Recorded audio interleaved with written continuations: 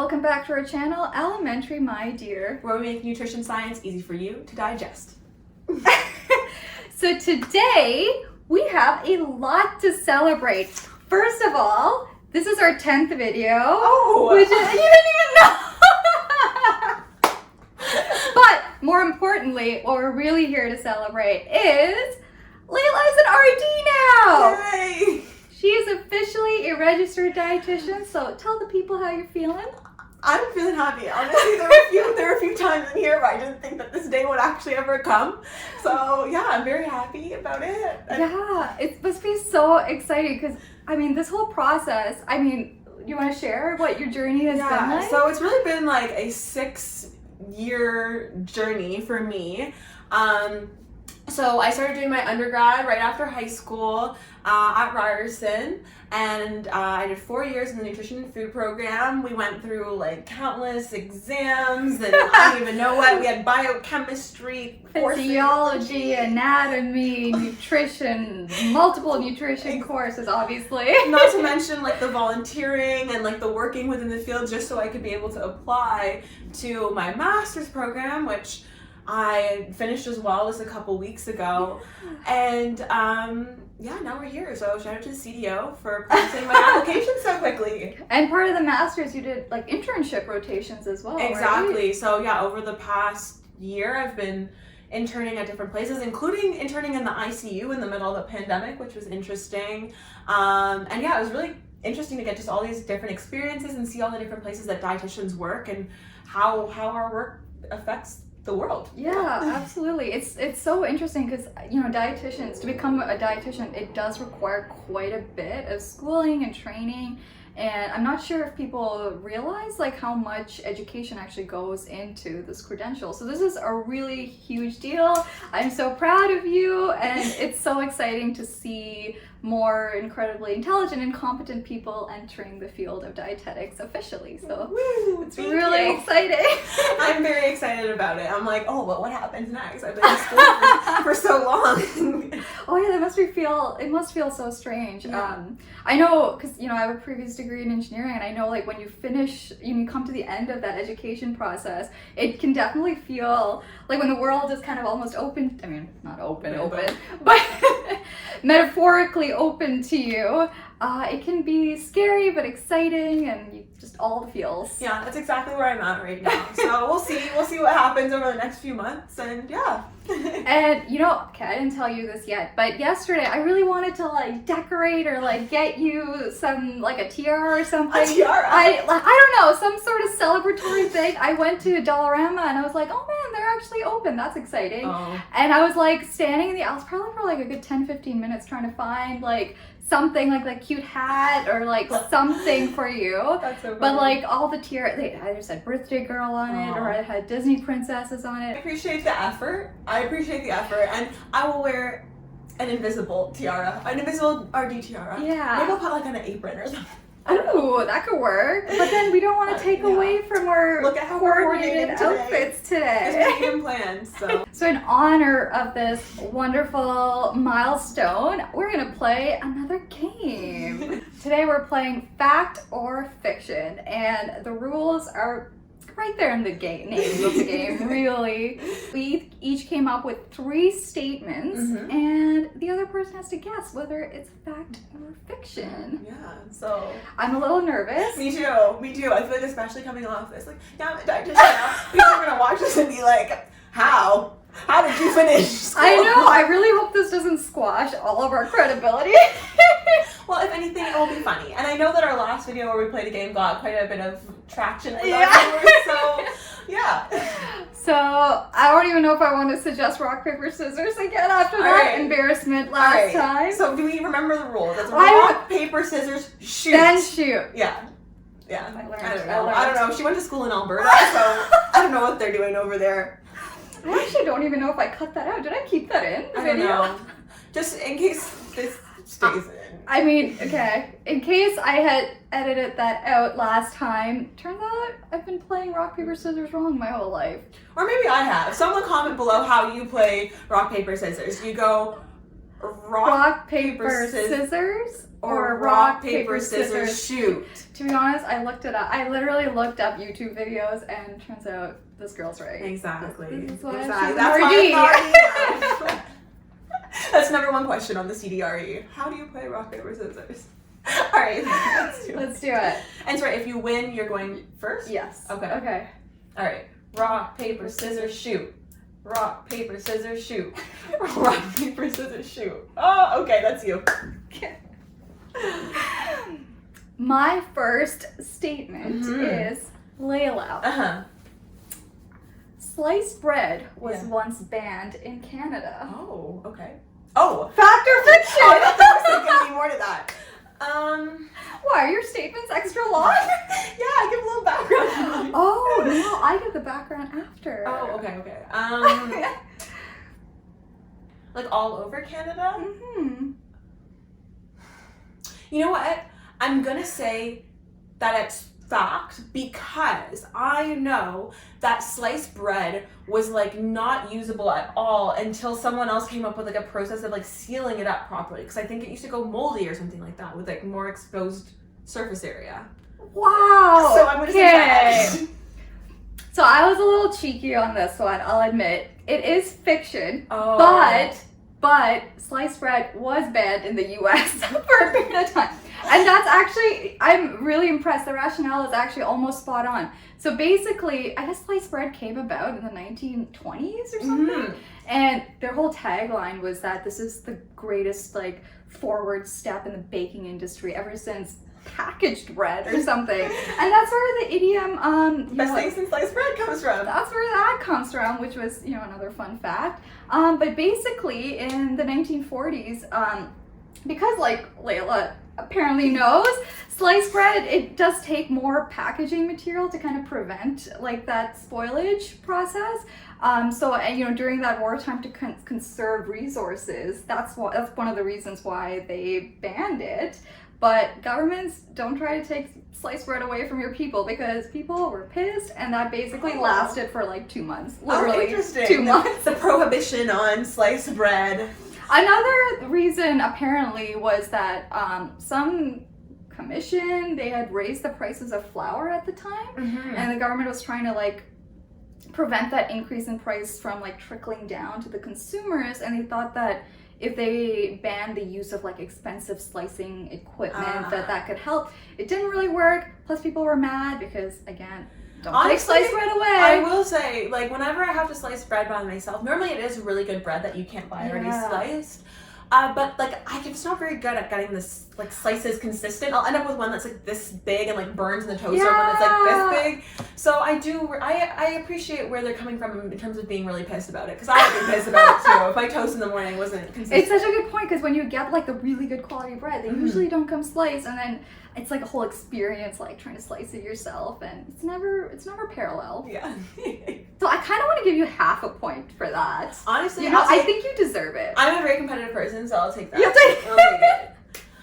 All right. Okay. So my first one is that you know Pringles. I do know Pringles. Okay. Once you pop, you can't stop. Is that their slogan? Maybe, I don't know. I think it's for Pringles. All right. Well, apparently you know a lot about Pringles, so hopefully you don't know this. So, fact or fiction? Pringles has had lawsuits in over 17 countries to prove that it is actually a potato chip. Over 17 countries. To be classified as a potato chip. That is so interesting.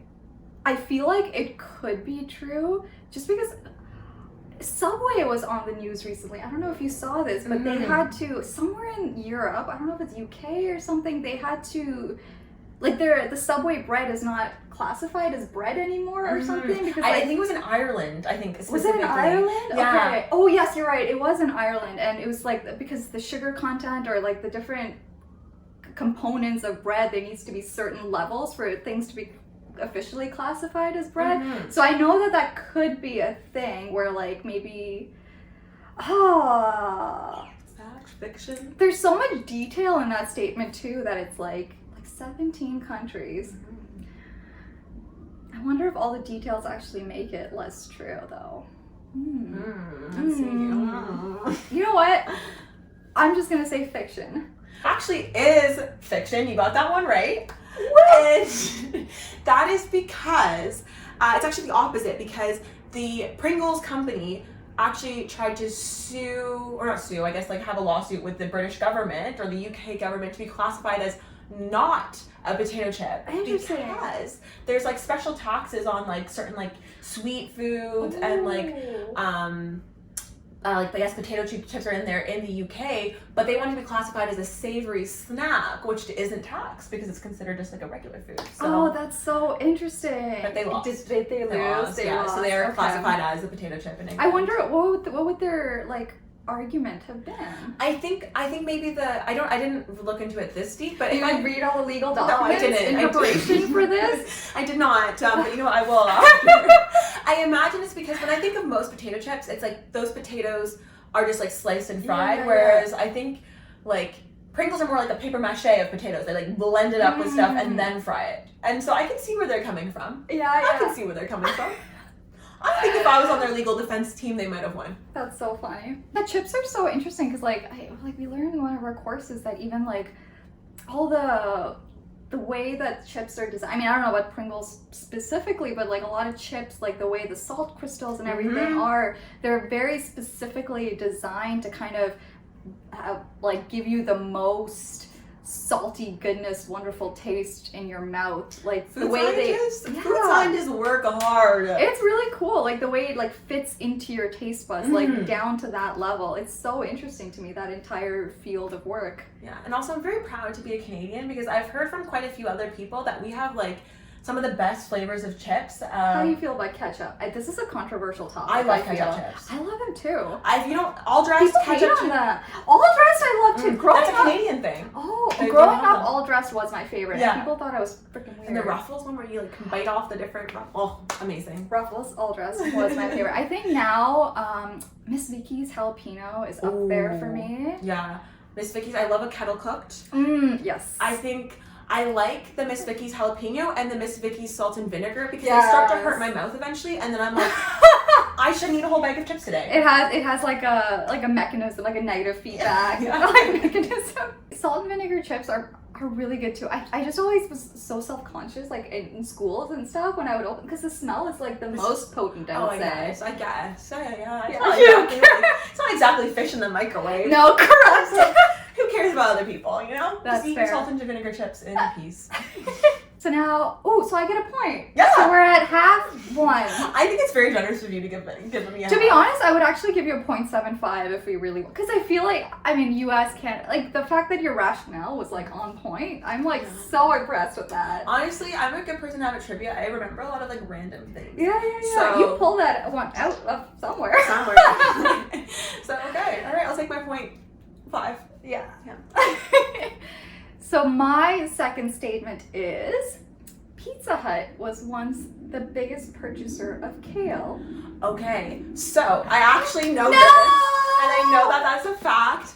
Because I think I heard this in like a podcast recently. I love podcasts. So before kale, I'm co-opting your fact here. Yeah, this is my moment to shine. So okay, go. So tell me where you learned this. It's on a podcast. I forgot which podcast. But before kale was like a big popular thing. Before it was like the superfood, it was, the early 2010s. And anyone who's eaten kale knows it's super hearty. So they used to use it to like decorate their restaurants. Yeah, they're like salad bar, like the buffet area. Yeah, and I, you know what? I haven't been inside a Pizza Hut in probably like 2 decades. I don't even know. Do they even exist? I don't know. But I saw like pictures online when I was like looking up these fascinating facts. Yeah, they're like the salad bar, like where like the ice and stuff is typically there. Like on top of it is just all kale. And yeah, it's kind of pretty. I love the color. Kale is pretty, I guess. Yeah, and at like some point in the 2010s, like it really got promoted as like a superfood, and it kind of took off, like in the wellness community, I guess. So the price went up, and I guess Pizza Hut no longer has decorations. Maybe that was the downfall of Pizza Hut, was that they no longer had their kale decorations. So my next statement is that Australia, which I did my exchange in Australia. I do know So I that. know quite a bit about it, is actually the only country to eat its national animal. Wow. That's such an interesting statement.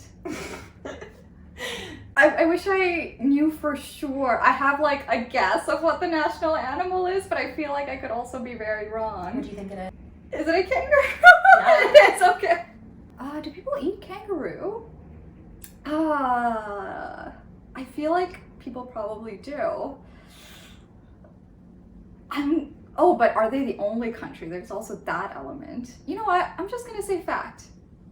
So it's actually fiction. Damn. But you did get the kangaroo part right. And so there are other countries that eat their national animals, except for I don't think it's as common. Like I saw like Sweden, their national animals is a moose. So Swedish people like hunt and eat moose. Yeah.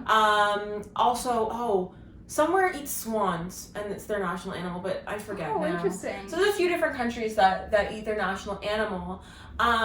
But in Australia they do eat kangaroos and they also eat emus, and those are both the national animals on their coat of arms. And so that was something interesting. And if I recall correctly from my introduction to Australia class, is that you weren't allowed to eat kangaroos for quite a while, or it was like not very common, but then there was like an overpopulation of kangaroos.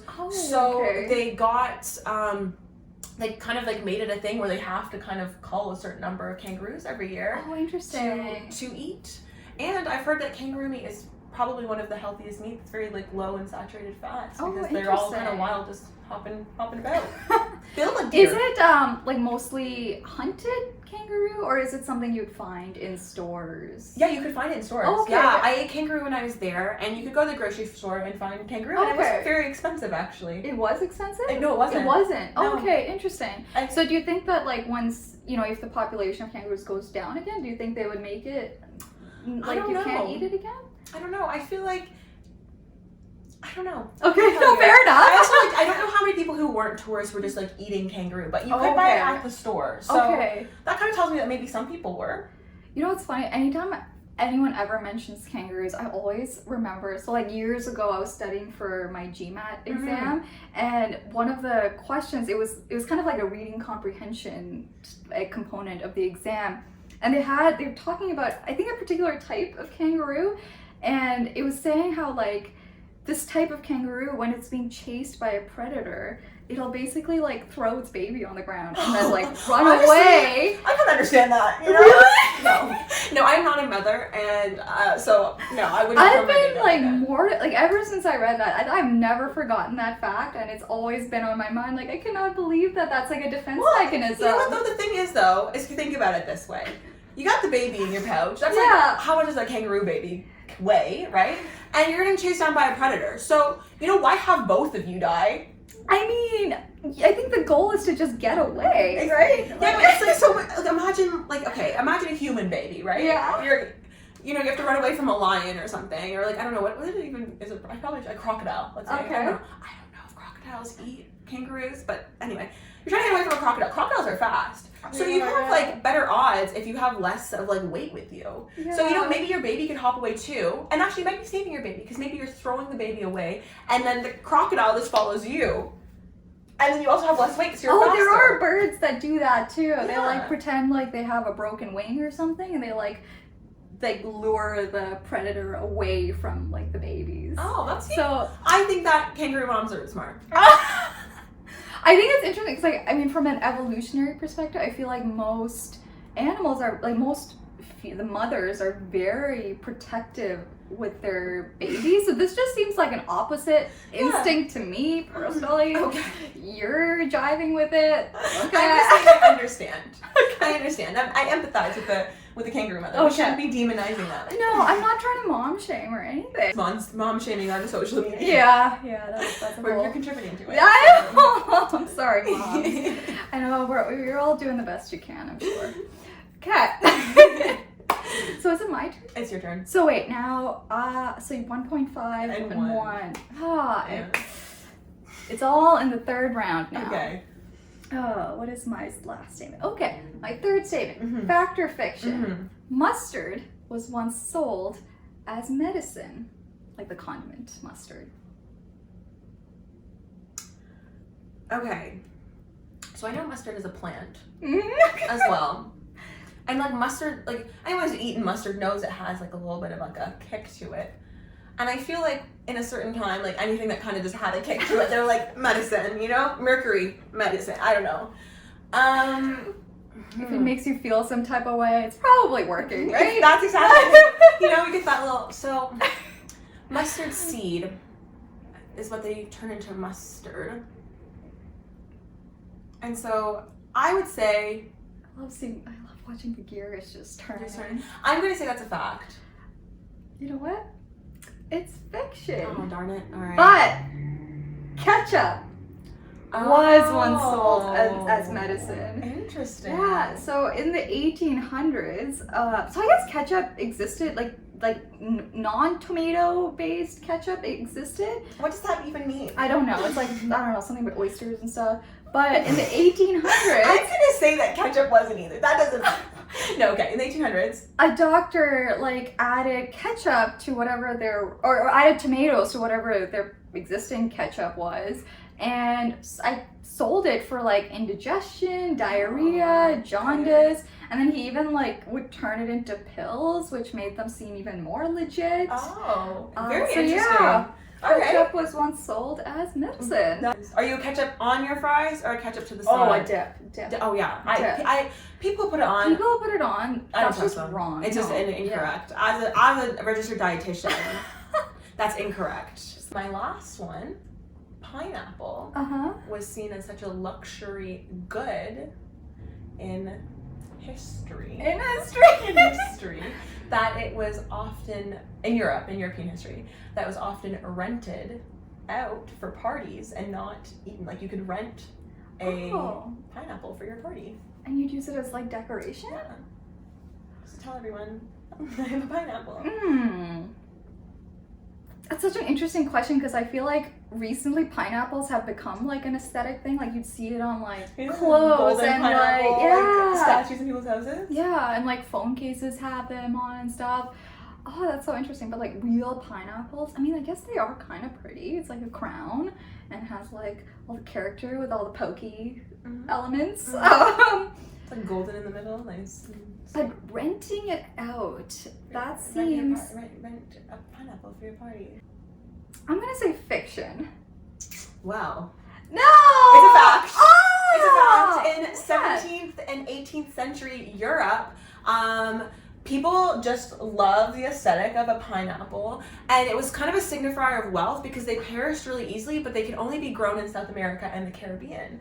So to buy a pineapple could cost $8,000. Wow. Yeah. And it costs up to $8,000 to buy a pineapple. So in today's money? I'm pretty sure in today's money. Okay. And we're back. After some technical difficulties. We got to the end of the video, and when we went and checked, it cut off. It stopped recording at some point. But luckily, we got through all our facts. Yeah. So, yeah. So I think you were still wrapping up on telling us about the pineapple. Yeah. So, pineapples were like a sign of wealth, and people did used to rent them for parties back in the day, 17th, 18th century Europe. And it was just because they were so hard to procure, and people just really liked them. That is so fascinating. And it makes me wonder if like any other fruit got that much airtime or like that much attention, because there's some other really aesthetic fruits as well. Yeah. Dragon fruit comes to mind. Dragon fruit, beautiful fruit. I don't know. I feel like dragon fruit's mostly from like Asia, so maybe it's like a little bit too far, but I don't really know. Fair enough. I will say dragon fruit, beautiful on the outside, but like dragon fruits I've had, very, very bland on the inside. And maybe it's just I've had bad dragon fruit. Yeah, no, to be honest, I agree. Like they look so vibrant and flavorful, but I haven't been lucky enough to get a really good one. I don't know if that's just how they taste or if it was just like a hit or miss type of situation. Yeah. So, to tally up the points. Okay.